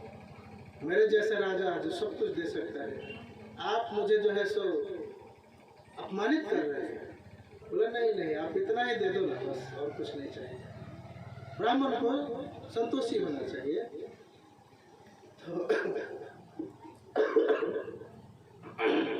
तो ये जान नहीं रहे थे कि सब साक्षात ब्रह्म है। 3 पग में तो पूरा दुनिया ही नाप लेंगे। तो बलि महाराज बोले ठीक है, चलिए जैसा छोटा है आप वैसा ही आपका छोटा बुद्धि है, नाप लीजिए। अब नापने के लिए जैसे बोले, एक ही चरण में पूरा पृथ्वी सब खत्म। तब बलि महाराज कहते अच्छा प्रभु, देखने के में तो बड़ा छोटे होकर गया है और छल करके मेरे से एक पग में पूरा भूमि नाप लिए। चलो ठीक है। दूसरा पग में डायरेक्ट ब्रह्मलोक को भी छेद करके ऊपर बिरजा नदी को भी पार कर दिया। तो वहां से जो भगवान के चरण में पानी लग करके नीचे गिरा, वो गंगा जल बन करके इस पृथ्वी पर बाद में आया। उसका नाम हुआ चरणामृत है। वो भगवान के चरण का, विष्णु के चरण से लग करके आया हुआ। इसलिए गंगा जल को हम लोग चरणामृत रूप में पीते हैं और इतना शुद्ध है, पवित्र है। आज भी लाखों नदियां ऐसी हैं जो दूषित होकर के गंगा में मिल जाती है, लेकिन फिर भी आज भी साइंटिस्ट लोग चेक करता है पानी को, तो एक भी कीड़ा नहीं पड़ता है वर्षों वर्षों में। चरणामृत का इतना बड़ा प्रभाव, जो नदी भगवान के चरण को धो करके निकले उसमें ऐसा कभी दुर्गुण आ ही नहीं सकता। तो लेकिन ऐसे भी लोग प्रचार करने वाले आ गए हैं हमारे समाज में, जो प्रचार करते हैं अरे ये गंगा जी क्या है, तो ऐसे नदी है, पानी है। तुलसी क्या है, ये तो ऐसे ही वृक्ष है, इसका कोई महत्व नहीं है भक्ति जीवन। लेकिन आपको तो कथा सुनाया, इसका कितना बड़ा महत्व है। भागवत में साक्षात भागवत प्रमाण है। यमराज कह रहे हैं कि जिसके गले में कंठी हो, सिर पे तिलक हो, जिसके घर में तुलसी का पौधा हो, उसके घर में कभी मत यमदूत लोग जाना है। तो ये सब कुछ जो है सो बता रहे हैं, लेकिन फिर भी लोगों को समझ में नहीं आता है। लोग आते हैं ऐसे प्रवचन करके बेवकूफ बना के चले जाते हैं। तो आप लोगों को कभी कोई ऐसा बोले तो मत बात मानिएगा, इसका बहुत बड़ा महत्व है। साक्षात वामन देव के चरण को धोते हुए गंगा जी प्रकट हुई है। और इस प्रकार से जो है 2 पग में वामन देव पूरे धरती आकाश सब पाताल सब नाप ले। अब बचा तीसरा पग। बोले हे बलि महाराज बताओ तीसरा किधर रखो। अब तो हार गए, झूठा वचन हो गया, तो नरक जाना पड़ेगा। बोले नहीं प्रभु, अभी भी एक जगह बाकी है। कहते दान की वस्तु से ज्यादा महत्व दान देने वाला को होता है। अभी हम बाकी है, ये तीसरा पद हमारे चरण रखें। तो तीसरा पद रख करके सीधा शीतल लोक पाताल लोक में उनको भेज देते हैं। और फिर भगवान उनके वचन को निभाते हुए वरदान देते हैं कि हे बलि महाराज, तुमने मेरे जो वचन दिए हो उसको पूर्ण किए हो और अपने बुद्धि से, इसलिए मैं बड़ा प्रसन्न हूँ, आप कोई वरदान मांगो। तो उन्होंने वरदान में मांग लिया कि हे प्रभु, ये वामन रूप का मैं नित्य दर्शन करता रहूं, ऐसा आप मुझे वरदान दीजिए। तो बोले ऐसा ही होगा। और वामन रूप का दर्शन करने के लिए, नित्य दर्शन के लिए तो वामन जी को उधर ही रहना पड़ेगा। तो आज भी पाताल लोक में बलि महाराज के दरवाजे पे नित्य भगवान रहते हैं वहीं पर। और जब भी बलि महाराज इधर उधर कहीं जाए तो उनका दर्शन करके जाते हैं। तो इसी तरह रावण एक बार जब पहुंच गया था उधर बलि महाराज के पास में, तो उनसे पूछा बलि महाराज ने रावण से कि हे रावण, आप जब आए तो गेट पर कोई मिला नहीं? बोला मिला था, कुछ बोला नहीं। बोला चलो ठीक है, कुछ नहीं बोला। तो ये जो बाली वगैरह देख रहे हो वो किसका है पता है? बोले किसका है? तो बोले ये हमारे जो दादाजी है ना हिरण्यकश्यप, उनका है। और उसको उठाओ थोड़ा सा। तो बाली को उठा रहे, उठता ही नहीं। बोलते जब तुम्हारा इस बाली को नहीं उठा पा रहे, जो कान में लगाते थे हिरण्य कश्यप, तो सोचो तुम्हारे समक्ष जो खड़े हैं राम, इन्होंने ही इसको मारे हैं और तुम उससे युद्ध करना चाहते हो। अरे उनके पत्नी को वापस कर दो, सीता को, नहीं तो वो कहीं का छोड़ेगा नहीं, पूरा खानदान से नष्ट कर देगा। वो भगवान है, साक्षात परम ब्रह्म है राम, आप उनको वापस कर दो, नतमस्तक हो जाओ। भक्त वत्सल है, जो कोई उनके शरण में आ जाते हैं वो उनको उद्धार करते हैं। लेकिन फिर भी बात नहीं माना तो सब खानदान ही सब नष्ट हो गया। इस प्रकार से भगवान वामन देव प्रकट हुए और भगवान वामन देव के बाद मोहिनी मूर्ति के रूप में क्षीर सागर से अमृत निकला हुआ, जो अमृत था उसको सभी देवताओं में बांटे। बांटने के बाद जो है सो अब सभी देवता तो अमर हो गए, वहां पे बच गए जो असुर के रूप में उधर अमृत पी लिए थे, उनका गला काट दिए राहु और केतु। उनको भी वरदान दिए कि आपका गला तो काट दिया लेकिन आप मरोगे नहीं, और कभी कभी जो है सो इस सूर्य और चंद्र के बीच में जब आओगे तो इसके ऊपर हावी भी हो सकते हैं। और इस बीच में जो है सो वास्तव में उतने देर के लिए जो है सो सारे देवी देवता सब छुप जाएंगे, क्योंकि उस समय तुम्हारा शक्ति प्रधान होगा। तो इसलिए जो है सो जब ग्रहण लगता है तो सभी लोग भगवान का नाम लेते हैं, क्योंकि उस समय में जो है सो इसका ज्यादा प्रभाव होता है असुर का। इसलिए जब हम ग्रहण के बाद ग्रहण हट जाता है तो सब लोग स्नान ध्यान करते हैं, सारे जो खाना खुराक रहता है सब में अशुद्धियां हो जाती है राहु केतु के कारण। तो सभी जितने भी पकाया हुआ भोजन रहता है उसे नहीं खाते हैं।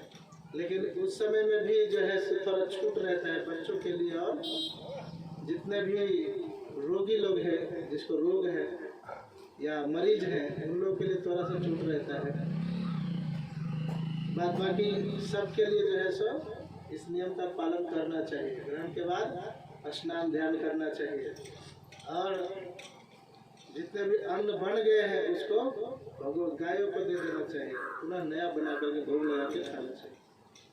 हरे कृष्णा कृष्ण कृष्ण हरे हरे, हरे राम राम राम हरे हरे। फिर कहते हैं आगे कि एक बार जो है ब्रह्मा जी इधर प्रलय आया। तो कैसे आया? तो कहते ब्रह्मा जी एक बार जो ऐसे ऐसे झपकी मार दिया, तो ब्रह्मा जी को नींद आते ही पूरा संसार एकदम पूरा प्रलय में पानी के जल में डूब गया, बस एक झपकी में। तो सोचिए अगर सो गए ब्रह्मा जी तो क्या। तो ऐसे समय में जो है सारे देव ऋषिगण सब के सब भगवान जलमग्न पृथ्वी में हो गए। लेकिन वैसे में मार्कंड ऋषि उस जल में तैरते हुए थपोला खाते हुए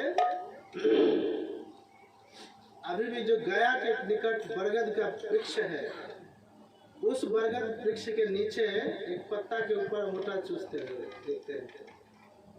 तो ये स्वयं साक्षात भगवान रहते हैं। तो ये भगवान कहते हैं कि अरे मार्कंडेय, आप बहुत थक गए होंगे, थोड़ा सा जो है सो विश्राम कर लो। ऐसे सुरखते हैं तो सब पेट के अंदर चले जाते हैं। बच्चे रहते हैं भगवान, अंगूठा चूसते हैं, उनके अंदर में चले। तो वहाँ देखते हैं कहीं कोई प्रलय नहीं हुआ है, सब ठीक ठाक है। फिर थोड़ा देर के बाद बाहर निकालते हैं, देखते पूरा प्रलय ही प्रलय है। तो ही तुरंत फिर भगवान प्रकट होकर कहते हैं ये स्थान जो है सिद्ध पीठ है, और यहाँ पर कभी भी जो है सो प्रलय छू नहीं पाता है, ऊपर नहीं आ पाता। तो गया में आप देखे होंगे भगवान विष्णु के पाद चरण है, उधर अभी दर्शन करते हैं। तो वहीं पर जो है बरगद का पेड़ अभी भी जीवंत है। ये सब प्रमाण है इस भौतिक संसार में कि भगवान वास्तव में विराजमान है। नहीं तो आजकल के जितने भी मूर्ख चपाट लोग सब है, शास्त्रों को निचोड़ के इधर उधर करके सब ऐसे गढ़ देते हैं कि भागवत भी कोई ग्रंथ नहीं है, भगवान भी कुछ नहीं है और कुछ भी नहीं है। तो कहते हैं बगल में जो फल्गु नदी है, उस नदी में भी पहले पानी रहता था, पानी सूख गया, पानी नीचे नीचे चलता है, ऊपर नहीं आता है। इसके पीछे भी कारण है। कहते सीता मैया राम जी के साथ एक बार जब गई थी दशरथ महाराज के तर्पण करने के लिए, तो वहाँ पर मुहूर्त देख देख करके रामचंद्र जी को आने में थोड़ा लेट हो गया।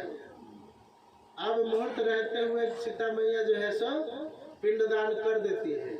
वहाँ पर गाय भी रहती है, वहीं पर कौआ भी रहता है और वहीं पर जो है सो वो नदी भी रहती है। ये सब प्रमाण रहता है। पिंडदान करने के बाद जब सीता माता को उधर फिर राम जी आते हैं तो कहते हैं कि अरे मुहूर्त तो निकल गया, कैसे पिंड होगा? तो कहते मुहूर्त नहीं निकला है, मैंने पिंडदान कर दिया है आपके पिता की। तो बोला कि ऐसे कैसे, कौन प्रमाण है? तो गैया से पूछे तो भगवान रामचंद्र के सामने गैया भी कुछ नहीं बोली। फिर उधर जो है सो साधु संत लोगों से पूछे, वो भी कुछ नहीं बोला। नदी से पूछे, वो भी कुछ नहीं बोला। कौआ से पूछे तो वो भी कुछ नहीं बोला। तो कौआ खा गया सबको पिंड। तो अभी सबको सीता माता श्राप दे दिए। श्राप क्या दिए? नदी को श्राप दिए कि तुम जल ऊपर दिखाई नहीं दोगे। ब्राह्मण को श्राप दिए कि तुम्हें चाहे जितना धन मिलेगा संतुष्टि नहीं होगा, लेकिन धन भी नहीं रहेगा। कौवा को श्राप दिए कि तुम जैसे तैसे ये पिंड तो खाती ही हो, आगे जो है सो मल भी खाओ। गैया को श्राप दिए कि तुम तो शुद्ध गाय माता के समान हो, लेकिन तुमने झूठ बोला है, इसलिए तुम भी कलयुग में सब कुछ खाओगे, कोई विचार नहीं करोगे। इस प्रकार से वो नदी भी है, गैया को भी देख ही रहे हैं, और ब्राह्मण सबको भी चाहे जितना भी हो संतोष नहीं होता है, वो भी देख रहे हैं। कौआ निर्गल चीजें मल सब खाते ही रहता है, गैया भी प्लास्टिक सब खा जाता है। इस प्रकार से ये सारी चीजें हैं। हरे कृष्णा कृष्ण कृष्ण हरे हरे, हरे राम राम राम हरे हरे। प्रभुपाद की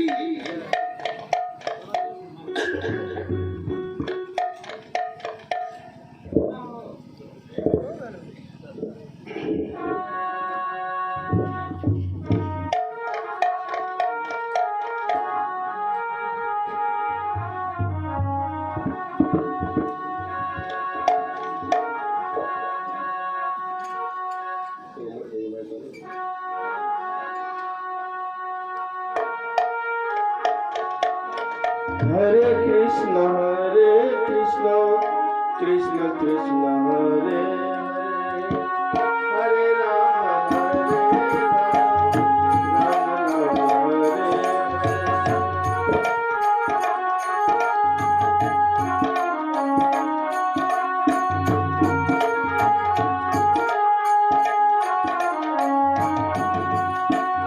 हरे कृष्ण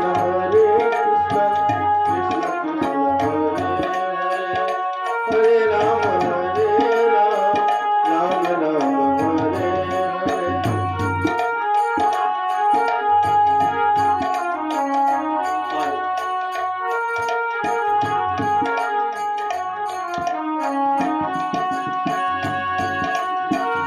हरे कृष्ण कृष्ण कृष्ण हरे हरे, हरे राम राम राम हरे हरे, हरे कृष्ण कृष्ण कृष्ण हरे हरे, हरे राम हरे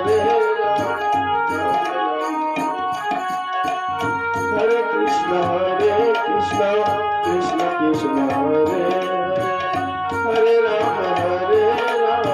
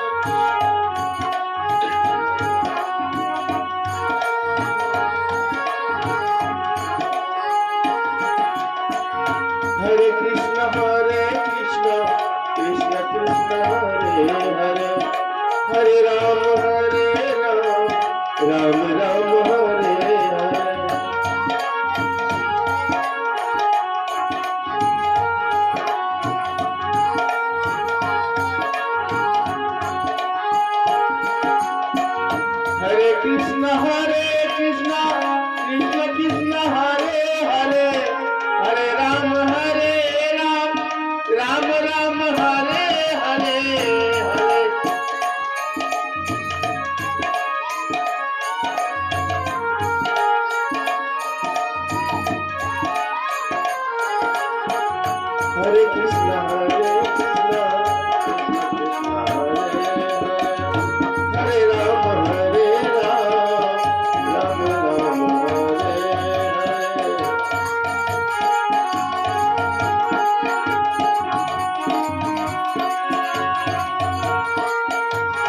हरे हरे राम राम राम हरे फिर सुत गोस्वामी से सनकादिक ऋषिगण जो है सब पूछते हैं कि हे प्रभु, सृष्टि पालन तथा संहार के स्वामी, भोक्ताओं के श्रेष्ठ भगवान श्री विष्णु, आप हम जैसे शरणागत भक्तों के पथ प्रदर्शक तथा कर्तव्य है, अतएव मैं आपको सादर प्रणाम करता हूँ। हे प्रभु, आपकी सारी लीलाएं तथा अवतार निश्चित ही समस्त जीवों के कल्याण के लिए होते हैं। अतएव हे प्रभु, मैं वह प्रयोजन जानना चाहता हूँ जिसके लिए आपने यह मत्स्य रूप धारण किया। तो भगवान को अब मत्स्य रूप के विषय में बताने के लिए बोल रहे हैं।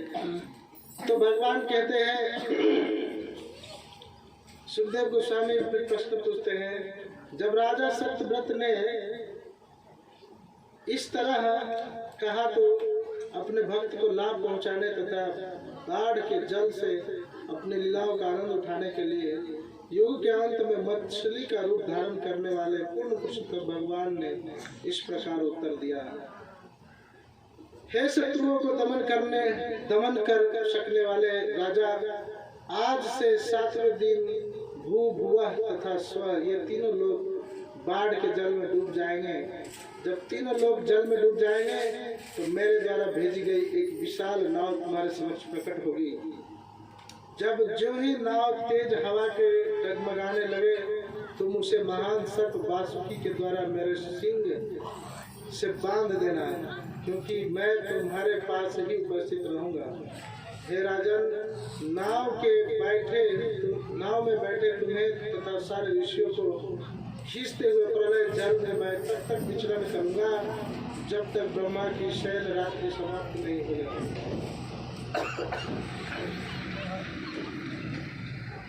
मैं तुम्हें ठीक से सलाह दूंगा और तुम पर अनुग्रह भी करूंगा, और मुझ पर ब्रह्मा की महिमा के विषय में तुम्हारी जिज्ञासाओं के कारण हर बात तुम्हारे हृदय के भीतर प्रकट होगी। इस तरह तुम मेरे विषय में सब कुछ जान पाओगे। राजा को इस प्रकार आदेश देने के बाद पूर्ण पुरुषोत्तम भगवान तुरंत अंतर्ध्यान हो गए, और राजा सत्यव्रत का काल उसी काल की प्रतीक्षा में लग गया। और प्रतीक्षा करते करते उस घास के ऊपर सिरों को पूर्व दिशा की ओर बिछा दिया, और स्वयं उत्तर पूर्व की ओर मुख करके कुशों पर बैठकर उन भगवान से विष्णु का ध्यान करने लगा, जिन्होंने मछली का रूप धारण किया। जो ही सत्यव्रत को पूर्ण पुरुषोत्तम भगवान का आदेश स्मरण आया, तो ही उसे अपनी ओर आती हुई एक नाव दिखी। तब उसने वनस्पतियों तथा लताओं को एकत्र किया और वह साधु ब्राह्मणों को साथ लेकर के उस नाव पर चढ़ गया। उन संत सदृश ब्राह्मणों ने प्रसन्न होकर राजा से कहा, है राजन, पूर्ण पुरुषोत्तम भगवान केशव का ध्यान कीजिए, वे हमें इस आसन्न संकट से उबार लेंगे और हमारे कल्याण की व्यवस्था करेंगे। जब राजा पूर्ण पुरुषोत्तम भगवान का निरंतर ध्यान कर रहे थे, तो प्रलय सागर में एक बड़ी सुनहरी मछली प्रकट हुई। इस मछली का एक सिंग था और वह 80 लाख मील लंबी थी। तो इतना बड़ा लंबा, अभी जो मछली हम लोग सुनते हैं, शार्क जो है कई 100 योजन जो है सो लंबा चौड़ा होता है, और यही शार्क मछली जैसा भगवान का रूप मत्स्य अवतार के रूप में भगवान आते हैं सारे ऋषि मुनियों को बचाने के लिए। कि मत्स्य भगवान की, और पुनः जो है उस मत्स्य भगवान के उस सिंह पे वासुकी नामक सांप को लपेट करके नाव को भगवान खींचने लगते हैं।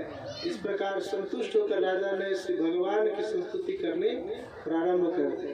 राजा कहते हैं श्री भगवान की कृपा से उन लोगों को जो अनंत काल से अज्ञान आत्मज्ञान खो बैठे हैं और इस अविद्या के कारण भौतिक कष्ट में बद्ध जीवन में रह रहे हैं, भगवत भक्तों से भेंट करने का अवसर मिलता है। मैं उन पूर्ण पुरुषोत्तम भगवान को बारंबार प्रणाम करता हूँ।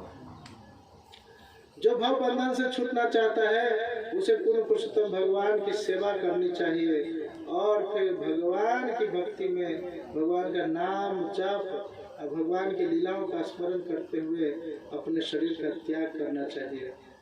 तथा कथित तो श्री सुखदेव गोस्वामी कहते हैं किस प्रकार प्रार्थना करते हुए जब सत्यव्रत ने मत्स्य रूप धारण करने वाले पूर्ण पुरुषोत्तम भगवान से इस प्रकार प्रार्थना की तो उसको बाढ़ के जल में विचरण करते हुए श्री भगवान ने परम सत्य के विषय में उपदेश दिया। स्वयं भी मनु के काल में पिछली बाढ़ के अंत में पूर्ण पुरुषोत्तम भगवान ने हयग्रीव नामक असुर को मारा और ब्रह्मा की निद्रा से जगाने पर उन्हें सारा वैदिक साहित्य प्रदान कर दिया। अब श्री भगवान विष्णु की कृपा से राजा सत्यव्रत को सारा वैदिक ज्ञान प्राप्त हो गया और इस काल में उसने अब सूर्य देव के पुत्र वैवस्वत मनु के रूप में जन्म लिया है। तो वैवस्वत मनु को सारा ज्ञान भगवान ने दिया है। तो महान राजा सत्यव्रत तथा पूर्ण पुरुषोत्तम भगवान से विष्णु के मत्स्य अवतार से संबंधित यह कथा एक महान दिव्याख्यान है। जो भी इसे सुनता है वह परम पापमय जीवन के फलों से छूट जाता है। अवतारम हयेर्योऽयं कीर्तयेदन्वहं नरः संकल्पास्तस्य सिद्धन्ति स याति परमां गताम्।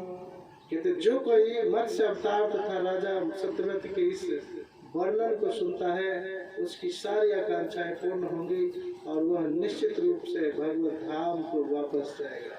हरे कृष्णा कृष्णा कृष्णा हरे हरे, हरे राम राम राम हरे हरे। और इस प्रकार से प्रलय पशी साधु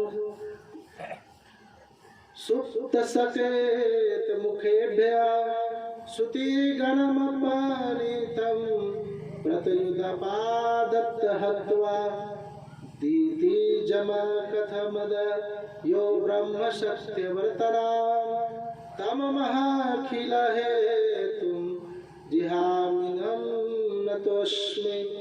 मैं उन पूर्ण पुरुषोत्तम भगवान को सादर नमस्कार करता हूँ जिन्होंने उस विशाल मछली का रूप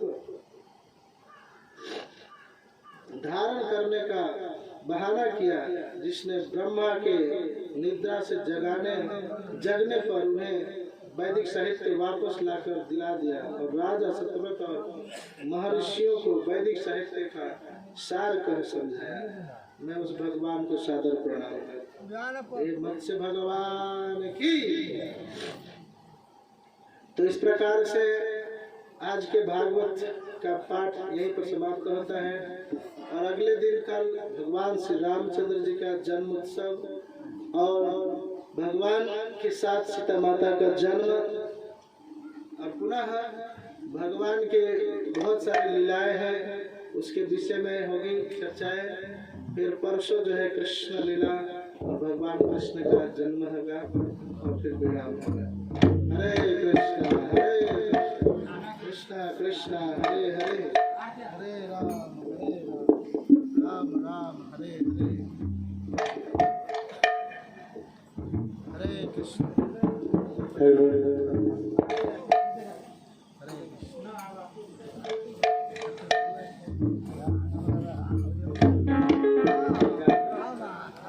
हरे कृष्णा हरे बोल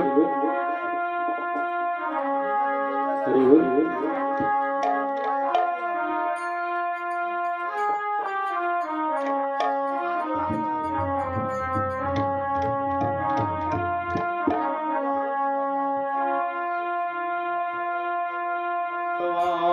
की है आरती पापियों को पाप से श्री भागवत भगवान की है आरती पापियों को पाप से हटाती। श्री भागवत भगवान की है आरती, पापियों को पाप से हटाती। श्री भागवत भगवान की है आरती, पापियों को पाप से हटाती। श्री भागवत भगवान की है आरती, पापियों को पाप से हटाते। श्री भागवत भगवान की है आरती, पापियों को पाप से हटाती। ये अमर ग्रंथ मुक्ति पर ये पंचम वेद निराला, नव ज्योति जराने वाला। हे अमर कांतिया मुक्ति का के दिखाने निराला नव ज्योति जगाने वाला। हे अमर ग्रंथ मुक्ति पर पंचम वेद निराला, नव ज्योति जराने वाला। अमर कांतिया मुक्ति कांतिया सर्वोज निराला, नव ज्योति जगाने वाला।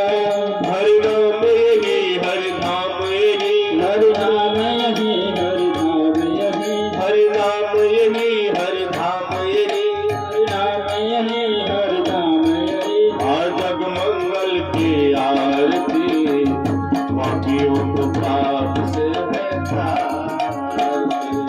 श्री भागवत भगवान की है आरती, पापियों को पाप से हटाती। भागवत भगवान की है आरती, पापियों को पाप से हटाती। श्री भागवत भगवान की है आरती, पापियों को पाप से हटाती। ए संत गीत पावन पुनित, हर कष्ट मिटाने वाला, सब दर्श कराने वाला। ये शांति गीत पावन पुनित पापों को मिटाने वाला, हर दर्श कराने वाला। ये संत गीत पावन पुनित, हर कष्ट मिटाने वाला, सब दर्श कराने वाला। यह शांति गीत यह पवन पुनित पापों को मिटाने वाला, हर दर्श दिखाने वाला। ये सुख करनी ये दुख हरनी, यह सुख करनी यह दुख हरनी, ये सुख करनी ये दुख हरनी। यह सुख करनी यह दुख हरनी। श्री मधुसूदन के आरती, पापियों को पाप से हटाती। श्री भागवत भगवान की है आरती, पापियों को पाप से हटाती। श्री भागवत भगवान की है आरती, पापियों को पाप से हटाती। भागवत भगवान की है आरती, पापियों को पाप से हटाती। श्री भागवत भगवान की है आरती, पापियों को पाप से हटाती। श्री भागवत भगवान की है आरती, पापियों को पाप से हटाती। हे मधुर बोल जगवंत बोल, सतमर्ग दिखाने वाला, बिगड़ी को बनाने वाला। ये मधुर जगबंद बोल सद्मार्ग दिखाने वाला, बिगड़ी को बनाने वाला। हे मधुर बोल जगवंत खोल, सतमार्ग दिखाने वाला, बिगड़ी को बनाने वाला। ये मधुर बोल जगबंद खोल सद्मार्ग दिखाने वाला, बिगड़ी को बनाने वाला। श्री राम यही घनश्याम यही, श्री राम ही घनश्याम है, श्री राम यही प्रभु महिमा की आरती पापियों को पाप श्री भागवत भगवानी हराती कपियों पाप से श्री भागवत भगवान की है आरती पापियों को पाप से हटाती भागवत भगवान की हराती पापियों को पाप से हटाती।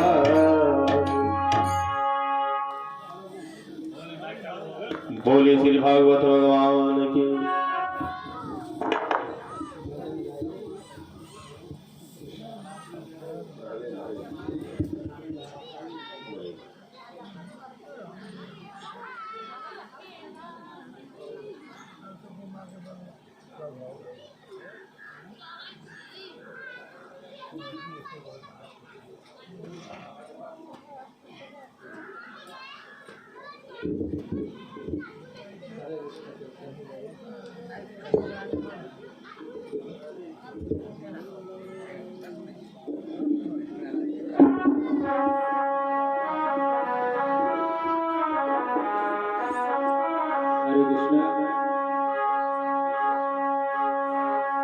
हरे कृष्ण बोल तू अदान तो हरे कृष्ण बोल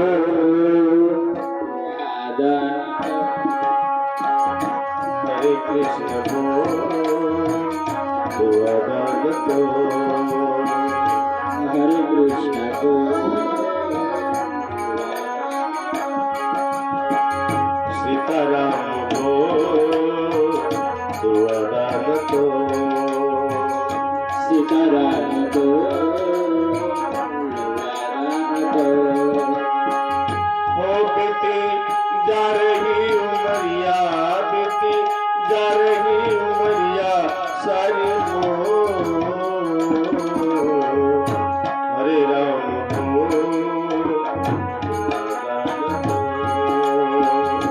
हरे कृष्ण बोल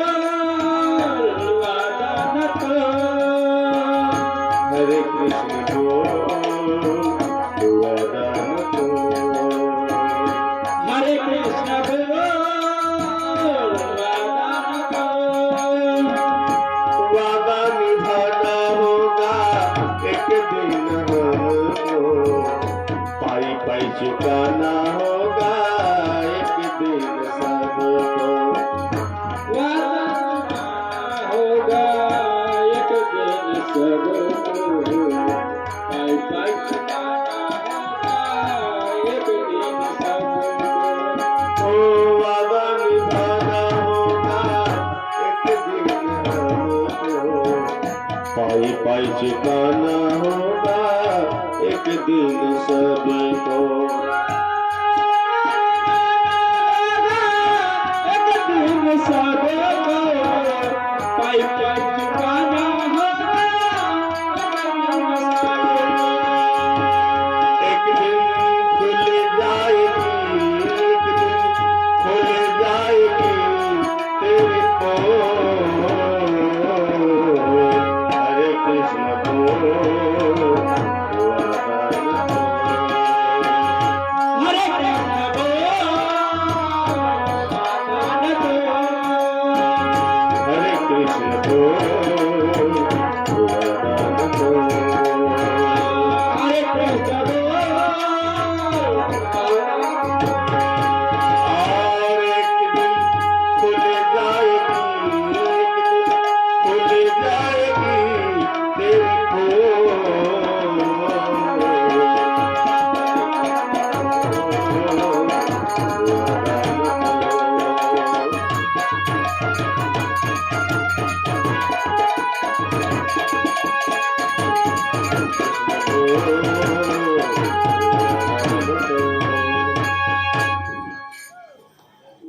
हरे कृष्णा।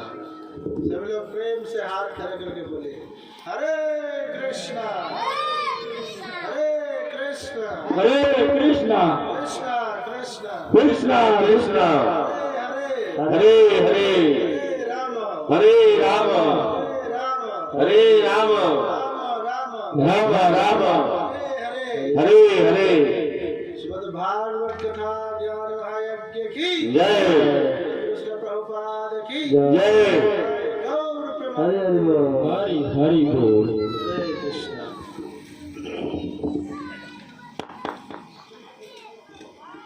तो आज के लिए यहीं पर विराम होता है। कल से सवेरे आइए थोड़ा सा। हरे कृष्ण।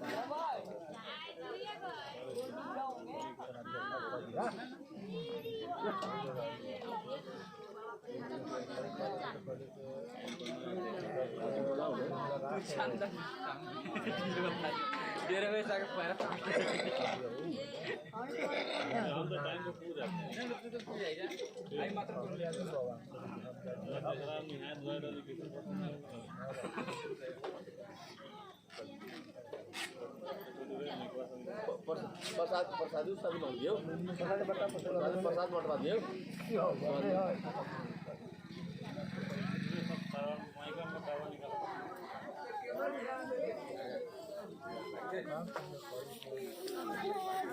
प्रसाद लेके जाए